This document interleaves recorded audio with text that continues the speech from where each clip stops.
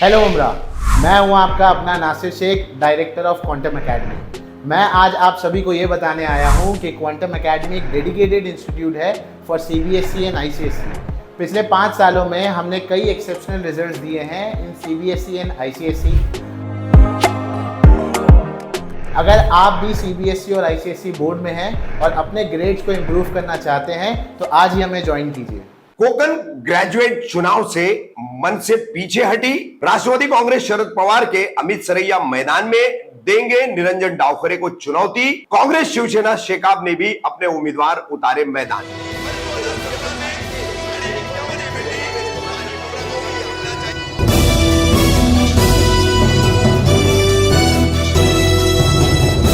रफीक कामदार हिंदुस्तानी reporter में आपका स्वागत है। लोकसभा चुनाव की गहमा गहमी सरकार बनाने की कवायद अभी चली रही है। ऐसे में ही महाराष्ट्र फिर एक बार एक अलग चुनाव को सामने जा रहा है। ये चुनाव है विधान परिषद का चुनाव। विधान परिषद के इन चुनावों में Mumbai teachers constituency, Mumbai graduate constituency, Konkan graduate constituency यानी कोकण स्नातक चुनाव क्षेत्र, नासिक टीचर्स कॉन्स्टिट्यूएंसी शिक्षक चुनाव क्षेत्र, ये 4 विधान परिषद की सीटें हैं जिनके लिए चुनाव होना है, जिनमें एक कोकण जो कि ठाणे से लेकर कोकण तक का पूरा इसमें इलाका आता है।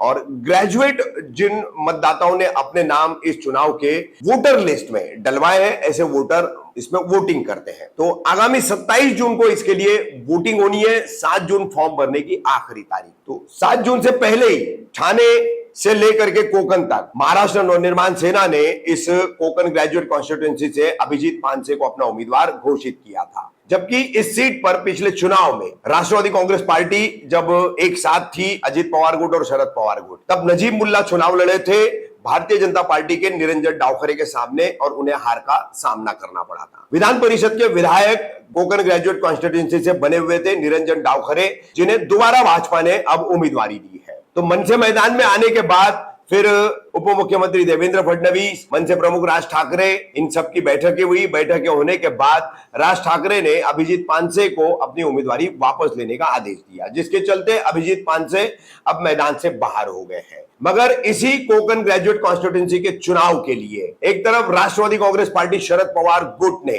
विधायक जितेंद्र आव्हाड के खासम खास अमित सरैया को उम्मीदवारी दी है और निरंजन डावखरे के सामने चुनौती खड़ी करने की कोशिश की है। तो दूसरी तरफ कांग्रेस ने रमेश कीर को उम्मीदवारी दी है। तो वहीं शिवसेना शिंदे गुट ने पूर्व महापौर संजय मोरे को उम्मीदवारी दी है। 27 जून यानी आप समझ सकते हैं कि लगभग 15 से 17 दिन जो है अब चुनाव प्रचार है। एक एक ग्रेजुएट मतदाता के पास इन सभी उम्मीदवारों को और इन पार्टियों को जाना होगा। 27 जून को वोटिंग होगी और 1 जुलाई को इनके नतीजे घोषित किए जाएंगे, जो 4 सीटों के चुनाव हो रहे हैं, जिनमें से एक बेहद महत्वपूर्ण है कोकण ग्रेजुएट कॉन्स्टिट्यूएंसी, कोकण स्नातक चुनाव क्षेत्र। तो इसमें से लड़ाई लड़ रहे हैं अब मैदान में आकर वर्तमान विधायक रह चुके इस कॉन्स्टिट्यूएंसी से विधान परिषद के भाजपा के निरंजन डावखरे, कांग्रेस के रमेश कीर सामने है, एनसीपी शरद पवार गुट के अमित सरैया और शिवसेना के संजय मोरे, और शेतकरी कामगार पार्टी ने भी अपना उम्मीदवार इस चुनाव में उतारा है।